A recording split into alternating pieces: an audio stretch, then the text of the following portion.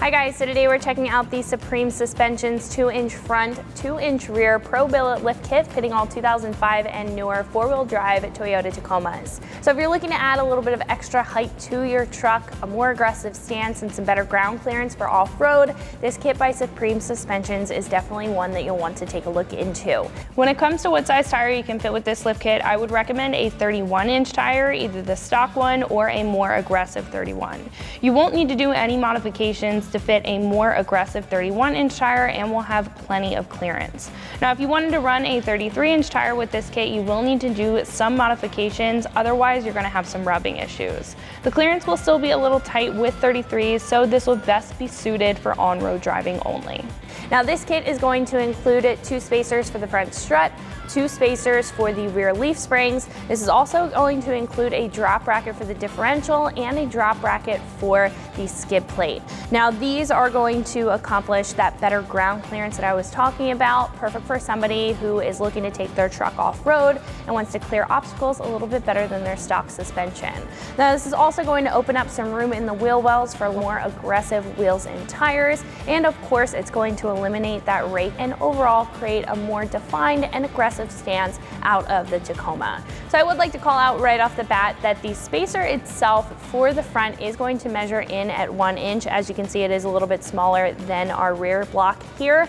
Now, the reason why it gives a 2-inch lift is because of the factors of suspension geometry and spring compression after the installation is done. So even though it is a 1-inch spacer, it will accomplish 2 inches of lift in the front because of those factors. So I would just keep that in mind when you are looking at lift kits. Now, with that being said, these are going to be very durable, made of a billet aluminum construction, and that's going to ensure that they're going to hold up for a very long time when they're mounted onto your truck, and they also are going to have a nice black anodized finish on top to protect the aluminum underneath from any corrosion. Now, speaking of pricing, this will come in at roughly $250, and in my personal opinion, I think that that's a good price point for what's included. Now, again, this kit is going to include a spacer for the front, the rear, and for the differential, as well as the skid plate. As to where some less expensive choices are only going to either include a spacer for the front and not for the rear, or they're not going to have those accommodating spacers for the other components that are not directly related to the suspension itself. Now, on the other hand, when we take a look at some more expensive choices, those are usually just going to have some more components included in the kit. So as compared to what you see here, it may come with some additional spacers for some other components, or it may come with control arms or shocks and so on. So if you're looking for a straightforward kit, in my opinion, if you're looking for something that's not necessarily going to break the bank, but is still going to accomplish the goals that you're looking for out of your truck, like better ground clearance and just overall an aggressive stance with a quality kit, then this is going to be a great choice. Now, as far as install is concerned, this is going to be a 2 out of 3 wrenches on the difficulty meter. Again, it is a pretty straightforward kit. You are going to need some pretty basic hand tools to get the job done, and probably 4 hours worth of your time. So speaking of that install, let's jump into that now. The tools that I used for this install were a can of PB Blaster, a pair of needle nose pliers, a pair of vice grips, pneumatic impact wrenches, a tape measure, 3/8" drive ratchet, a flathead screwdriver, a breaker bar, a couple of pry bars, a ball peen hammer, a dead blow, a punch, a trim removal tool, a 7/8" wrench, 19mm, 17mm, and 14mm wrench, 19mm swivel socket, a socket set ranging from 22mm down to 10mm, a 6mm Allen socket, a marker, a pick, a 3-inch extension, an angle grinder, a pair of safety glasses, painter's tape, a cutoff wheel, and an electric impact wrench. So the first step of our install is to get the truck up in the air and supported. Now, I have it on a lift here, but if you are at home, you can use a jack and jack stands for this install. And then our next step is to take off our front tire. Now, I'm going to be using a 19mm socket and my spline key. However, the tool that you use may depend on what lug nut size that you have.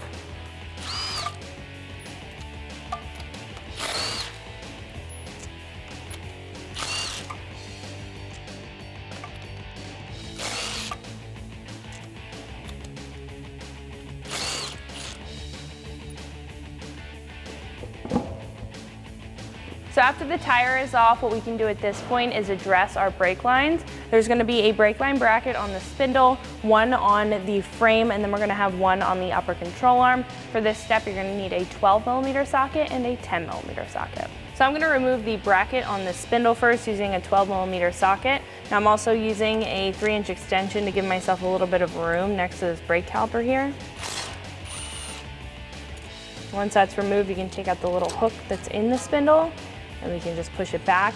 This is going to allow us to remove our spindle from this upper control arm and not have our brake lines affected, stressed out, or taut in the meantime. We want to keep those protected just because we don't want to break them. We would have to replace them if so. Next, we can remove the brake line bracket on the frame. I'm also going to use that 12mm socket and the 3-inch extension.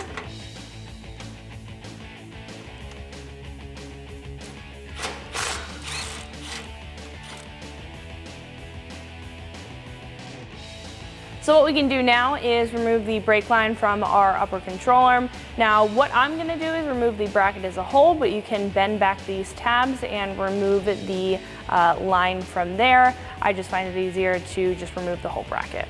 So I'm using a 10mm socket. I'm just going to take out that bolt.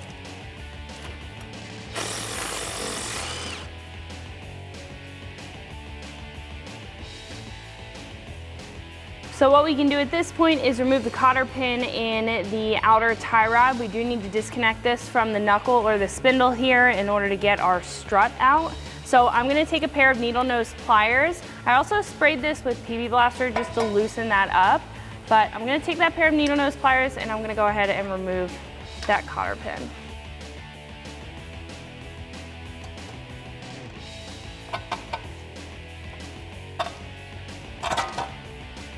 What we can do at this point is remove the castle nut up top. I'm going to be using a 19mm socket to remove that nut there.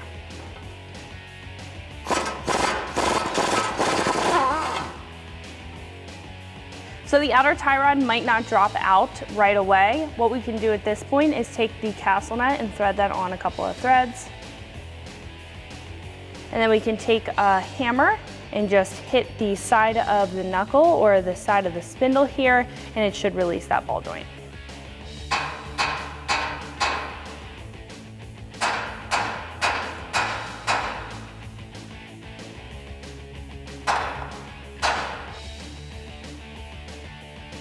So now that the ball joint released from the knuckle here, what we can do is just remove it completely. Thread that back on because we'll be reattaching that a little bit later, and then we can disconnect our sway bar. What we can do next is remove the sway bar end link from our spindle. I'm going to be using a 17mm socket and we can remove this nut.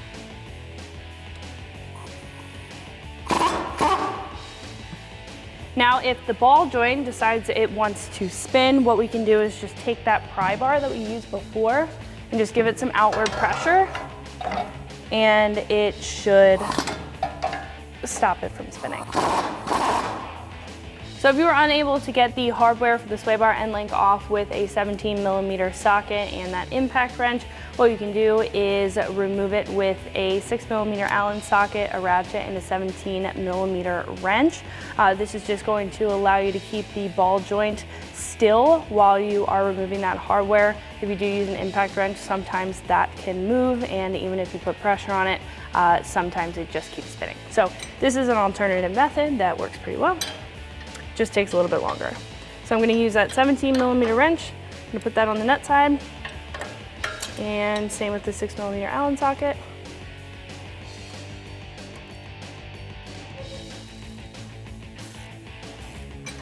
And we can manually remove that.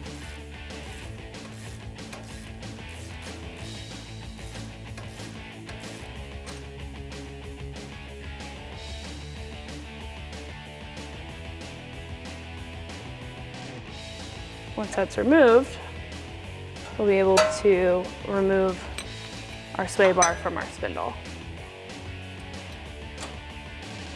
So the sway bar end link wanted to stay in the spindle. In order to get it out, what I'm going to do is just take a punch, and we can put that where we put the 6mm Allen socket. I'm also going to take a dead blow, and we can just tap that out.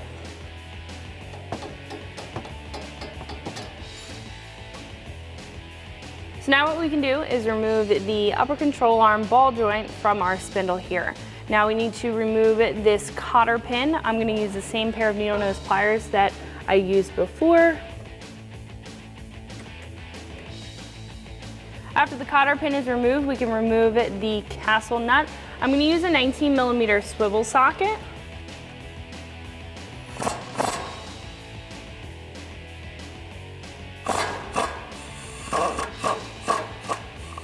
So what I'm going to do is take that completely off, then I'm going to thread it back on, just a couple of threads. Again, we have to tap the ball joint out of the spindle because the ball joint is tapered, so it usually just sticks there like it did with the other two. So again, we're going to have to take a ball-peen hammer and tap that out of the spindle. Now the nut there is going to catch it, that's why we thread it on a little bit.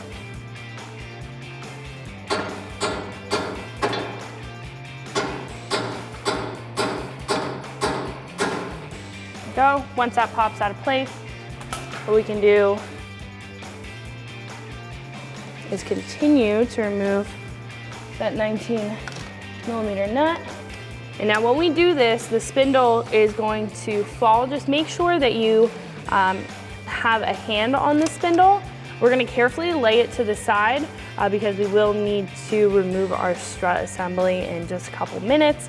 But we don't want to stress out any of the joints, any of the brake lines. We want to make sure that those are protected.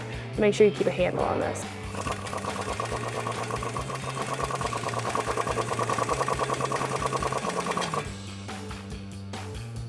As you can see, that is disconnected. Now what we have to do is repeat that process on the other side because we will need to move our sway bar out of the way in order to remove our strut assembly. So after you've taken apart the other side, what we can do is start to work on our strut assembly. We're gonna have 3 studs at the top. I'm gonna take a 14mm socket and I'm gonna remove that hardware up there.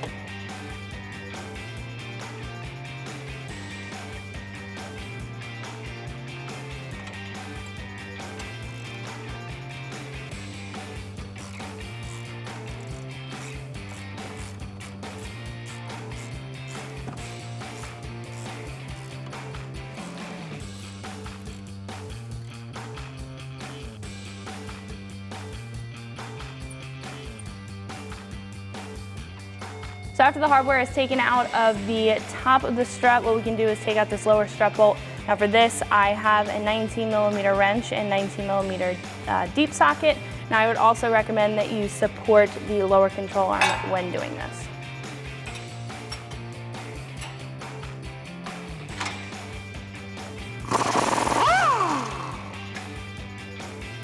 Now to remove this bolt, you might have to play with the height of the control arm itself. So it looks like we'll need to raise it just a hair. So what I just did was lowered this down a little bit. Like I said, you will have to kind of play with the height of the lower control arm in order to get this bolt loosened up so that you can just push it right through. So what I'm gonna do is just push that bolt through and remove it. So what you can also do, just like we did with the sway bar, is just take a punch. This makes it a little bit easier if it doesn't want to come out fully by hand. And you can just tap it through. Now again, we're gonna have to kind of mess with the height here. You may have to move this spindle around in order to do this.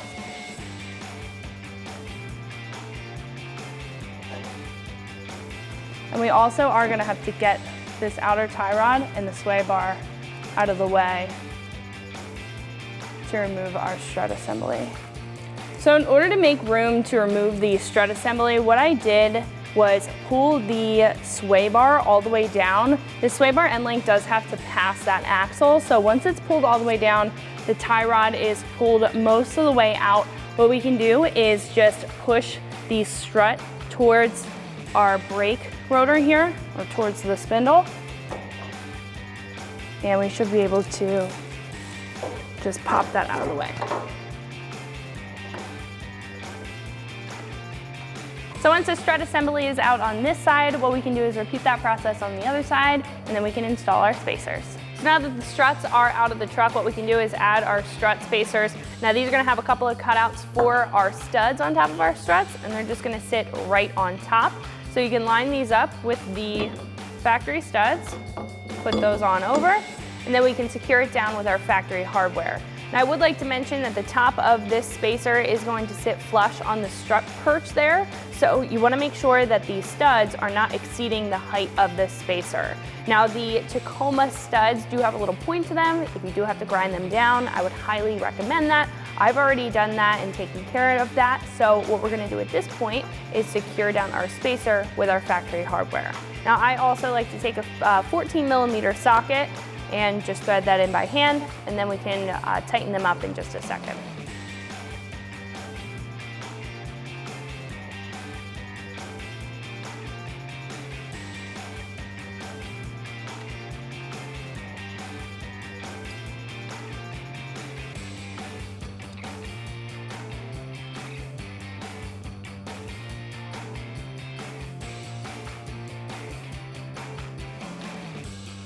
Once those are threaded on by hand, we can take an impact wrench, tighten those up. You could also use a hand ratchet.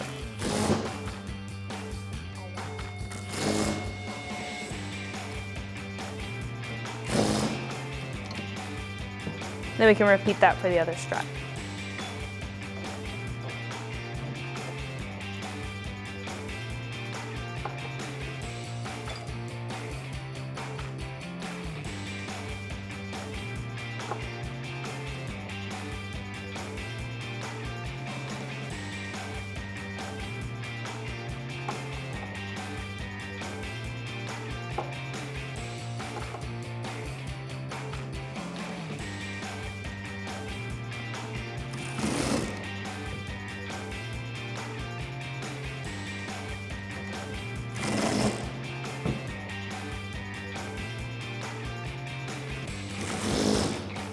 So now that our spacers are installed, what we need to do next before we install our struts is to drop our differential. So what we can do now is head over to the truck. So in order to drop our differential, we will have to remove our skid plate. Now it's going to be held on by 4 bolts, and I'm going to use a 12mm socket to remove them. So there's going to be 2 at the front. Again, I'm using that 12mm socket to remove them.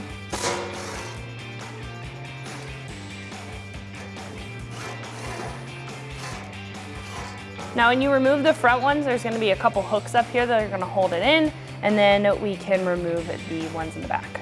Then we can remove the 2 on the back. Now once we remove these, the skid plate is going to drop down, but again, they are hanging on the hooks up front, so just be mindful of that.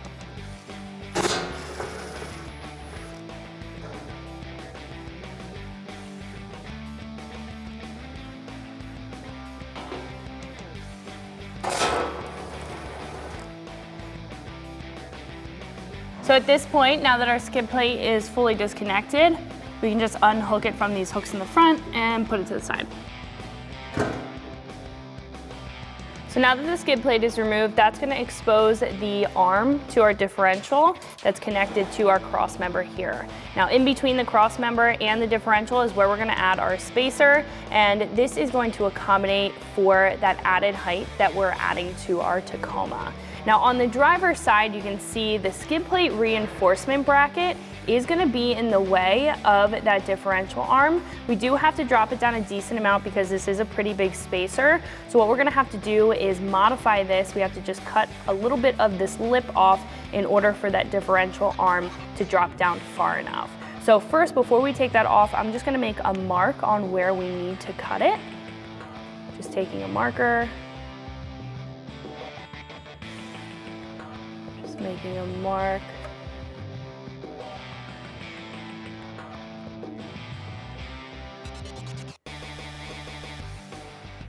And then once that is there, we can grab a 17mm socket and remove the 4 bolts that are holding this on.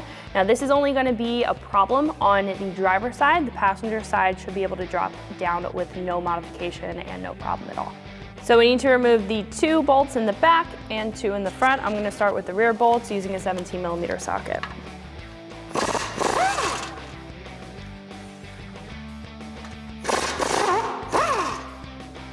Then we can remove the front ones.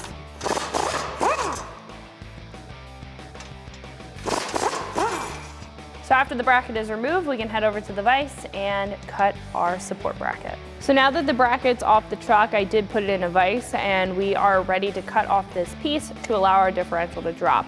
Now I did put a piece of painter's tape on here just to give you guys a better look at where we're cutting because it's hard to see black marker on black paint. But we are gonna be about 3.5 inches from the back of the bracket in, and then about 1.25 inches up.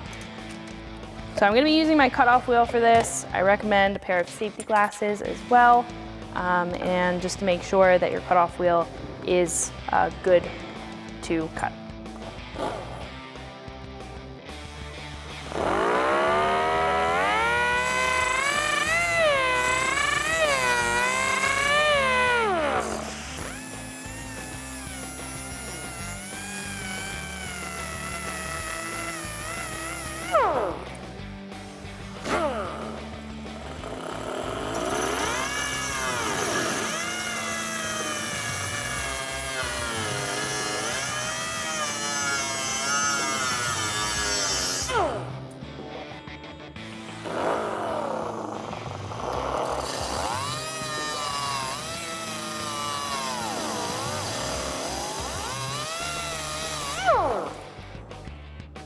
I'm just using a pair of vice grips to bend off that last part and then we can clean it up.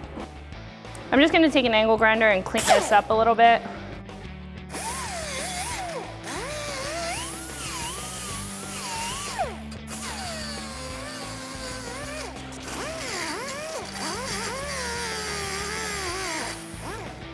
At this point, we can just take that tape off and hit it with a little bit of spray paint just to make sure that there's no rusting or corrosion happening on that bare metal. Don't really have to get this part, but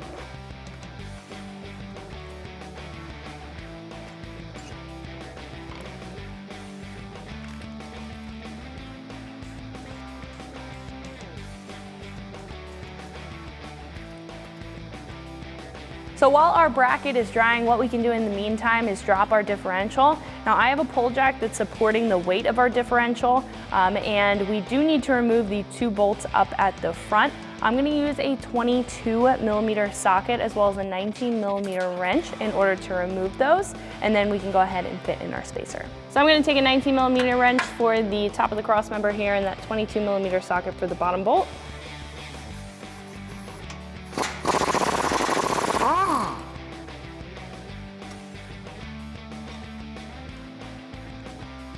We can do the same thing for the other bolt very carefully because once this is removed, then the differential is disconnected from our cross member here.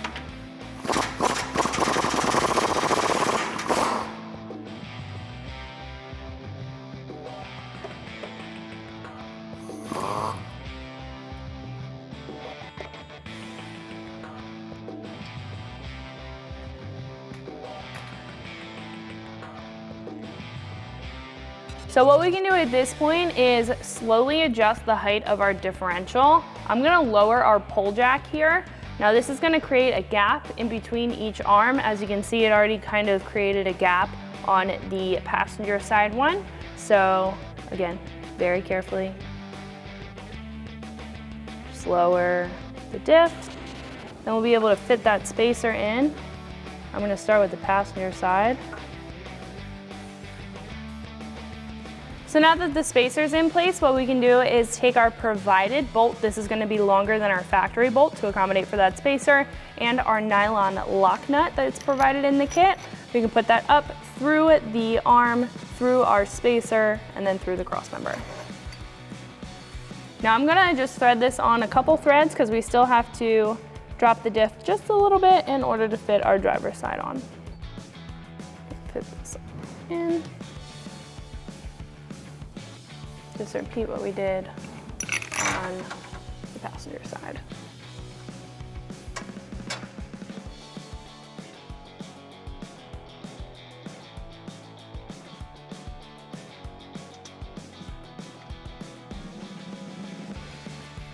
Now at this point, our spacers are in and we can tighten it up. So instead of using that 22mm socket, we're gonna use a 21mm socket. We're also gonna use a 7/8 inch wrench.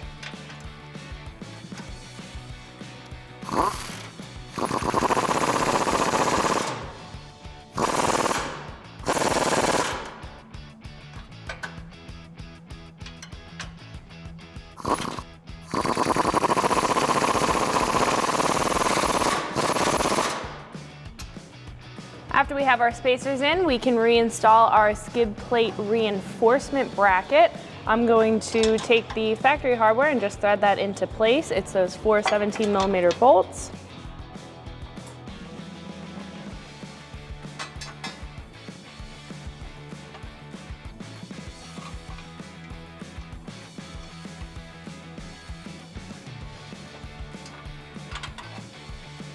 And as you can see, where we cut this clears perfectly with our differential arm here. So now we can take a 17mm socket and tighten those up.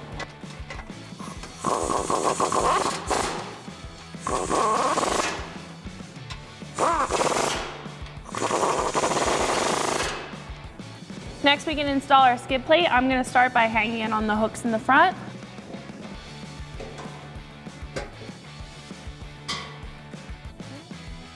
So now we can take our factory bolts and thread those into the front. And we're going to have provided bolts for the rear. Now for the back 2 mounting locations, because we dropped this, we'll need to add another spacer. This is just going to go right over the factory mounting location. And I'm going to do the same thing for the other side. And once that's on there, what we can do is take our provided hardware, which is a longer bolt and also that washer, and we can thread this into place. Then we're going to do this on either side.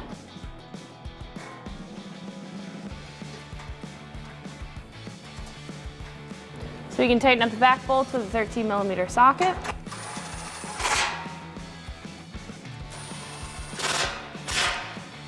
Last but not least, for the skid plate, what we can do is tighten up those front bolts using that 12mm socket we used to remove them.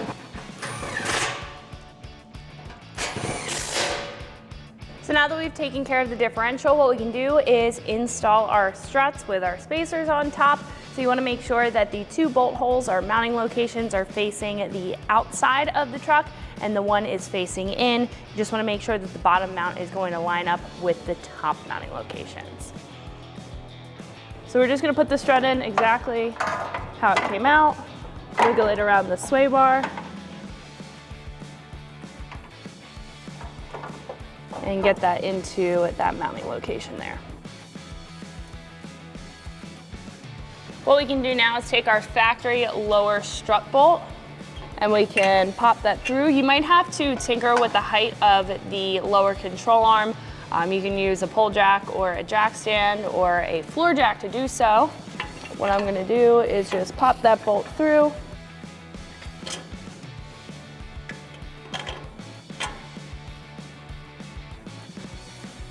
If you need to, you can use the punch and the dead blow that we used before just to pop that through the other side.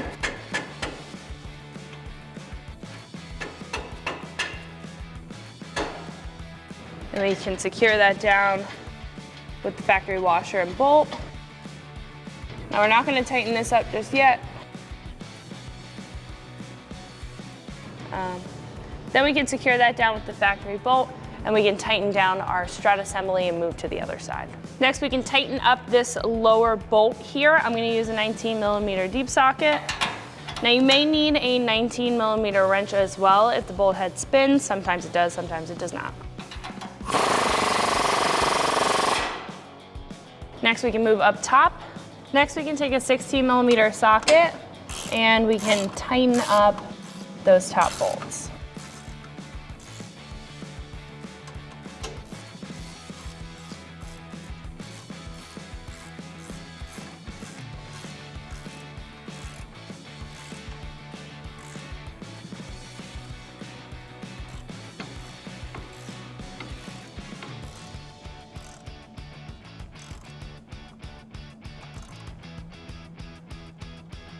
So after you've installed the strut on the other side, we'll be able to move the sway bar freely so we can get it back into its place. But first we're going to attach our spindle here. So we're just gonna pop the spindle back up into place so we can attach it to the upper control arm.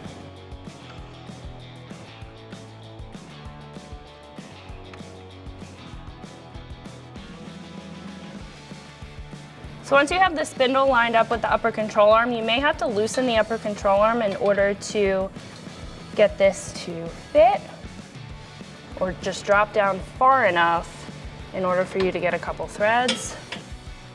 You can raise up on the lower control arm, just be mindful of your lift points when you're doing this.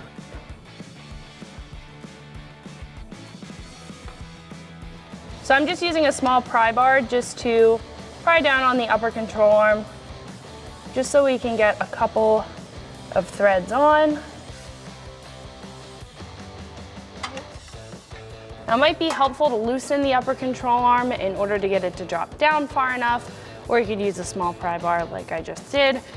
And then what we can do at this point is tighten down this nut here and reattach our cotter pin so it's set at the correct angle, and then we can button up our sway bar end link as well as our outer tie rod. I'm going to use that 19mm swivel socket that we originally used to remove this.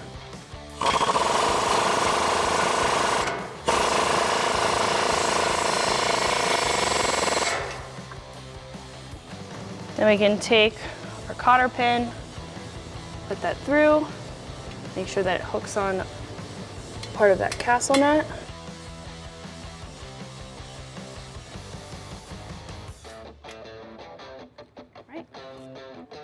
Then we can install our sway bar end link and our outer tie rod. Then making sure that the sway bar end link is at the correct height, which it should be, if the other side is attached. We can put that through our spindle, take our factory nut, thread that on, then we can tighten that up with a 17mm socket. So now we can align our outer tie rod. You may have to move the knuckle itself back and forth in order to get this lined up. Then we can take our factory castle nut, thread that on. We can take a 19mm socket and tighten that up.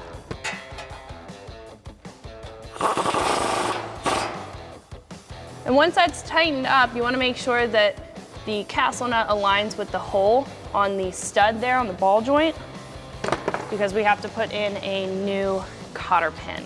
And I recommend to put in a new cotter pin because the old ones do get pretty rusty and they wear out. I'm just using a pair of needle nose pliers. When the cotter pin's through, you just want to make sure that you bend back the longer part, just to make sure that it stays in place.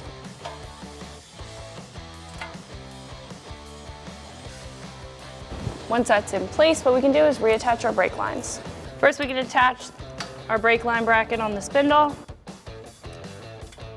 thread that factory bolt in by hand, tighten that up with a 12mm socket.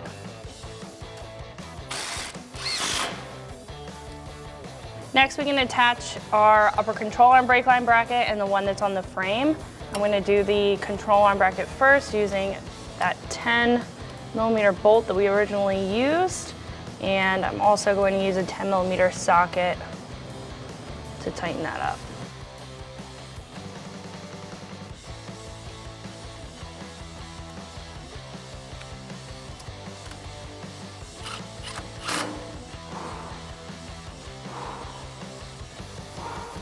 Next, we can attach the brake line bracket that's on the frame here. I'm going to be using that 12mm factory bolt and 12mm socket.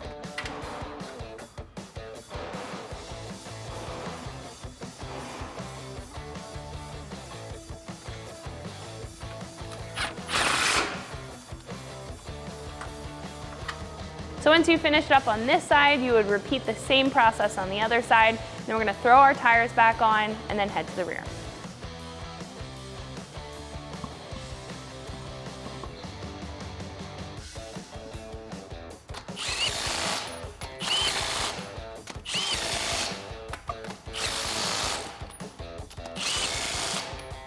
So now that we're in the rear, the first two things that you want to do is take off the rear tires, and you also want to support the rear axle. Now we will be dropping it down, so if you are at home on a jack and jack stands, I would recommend using a floor jack as well as jack stands to support that rear axle. Because I'm using a lift, I'll be using the pole jacks here, but our first step after those are taken care of is to disconnect our emergency brake line. So over on the side, we are going to have a bracket that's connected to our leaf spring that's holding our e-brake line. I'm going to use a 12mm socket to remove the bolt that's holding that bracket on. That'll give us a little bit of room to work with when it comes to lowering our axle. So next we can remove the lower shock bolt. Now we don't need to remove the shock, we just need to disconnect it from the axle to drop our axle, or allow the axle to drop. So I'm going to use a 17mm wrench and a 17mm socket to remove that bolt.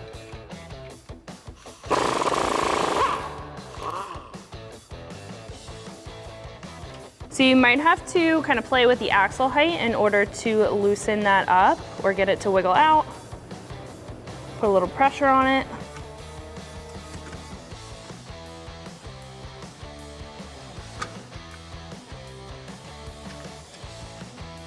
Then you can pull it out of the mount itself.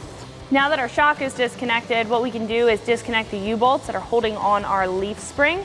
Now this is where we are going to insert our block, so we want to remove the U-bolts completely.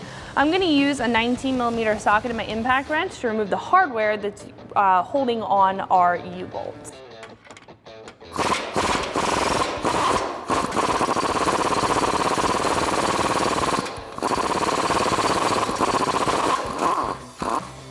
I also recommend to hit it with a little bit of PB Blaster, just because these can get pretty rusty.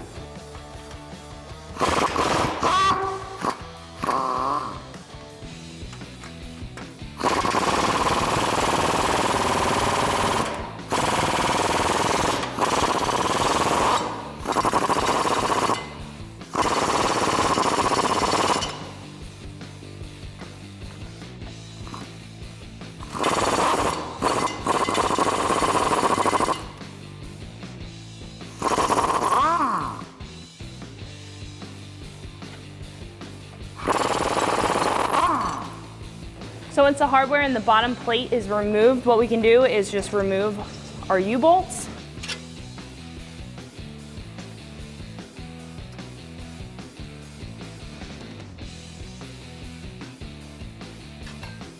What we can do at this point is carefully lower down our axle so we can fit in our block here.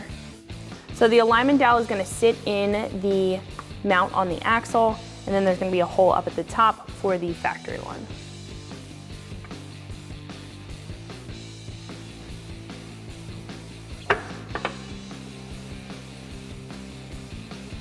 Now in order to get that aligned, you may have to kind of shift the axle, or you could also move the leaf spring. I find it a little bit easier to move the axle.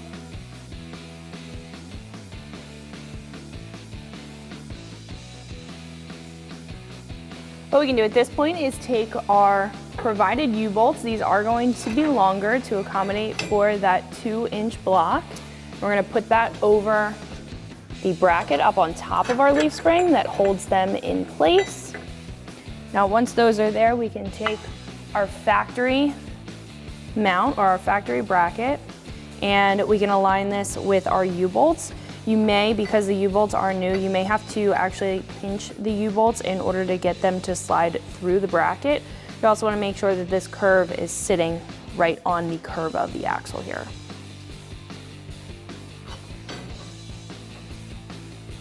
So you may push the rear one out of place. It's fine, we can just move it back and do the same thing. Just kind of pinch it to get it through.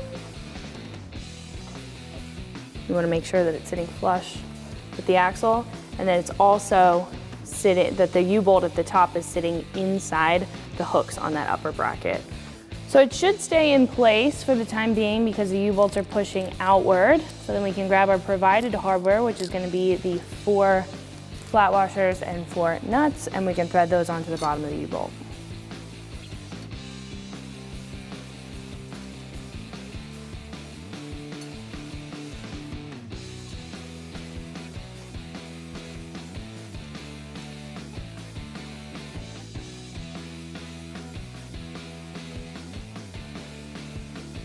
What we can do at this point is take a 22mm socket, and we're going to tighten up these bolts in a star pattern or a crisscross pattern.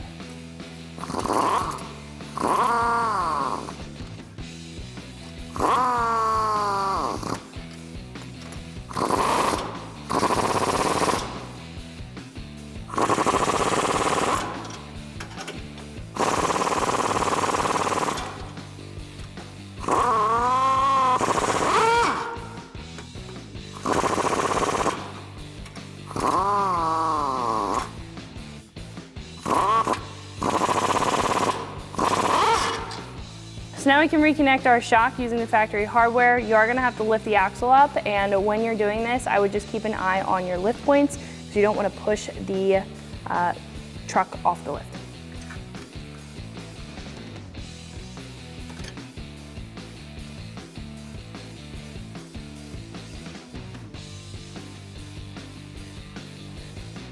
So what we can do now is attach the bottom part of our shock with the factory hardware.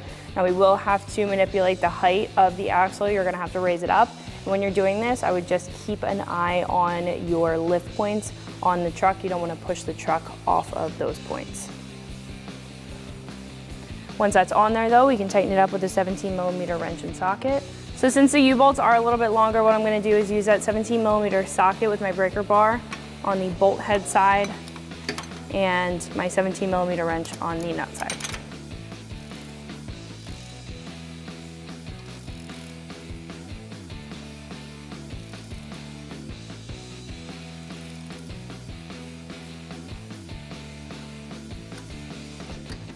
So now that our shock is reconnected, our next step would be to reconnect our emergency brake line bracket. Now because we added 2 inches of lift, this dropped the axle and the bracket is not lining up properly to the leaf spring. Now with this, you don't necessarily have to reconnect this bracket because there's less slack now that the axle is dropped. There's also a secondary bracket that's up on the frame, so if you'd like to cut this off, you can definitely do so with a cutoff wheel. I am not going to cut our bracket, but you can take a cutoff wheel and get this bracket off of there. Now at this point, what we can do is put on our tires. We're all wrapped up with the lift kit, so what I would recommend is to torque everything down to spec and to take your truck for an alignment, and then you'll be all set to go. So that's going to wrap it up for my review and install. Make sure you like and subscribe for more videos and products just like this, and always keep it right here at extremeterrain.com.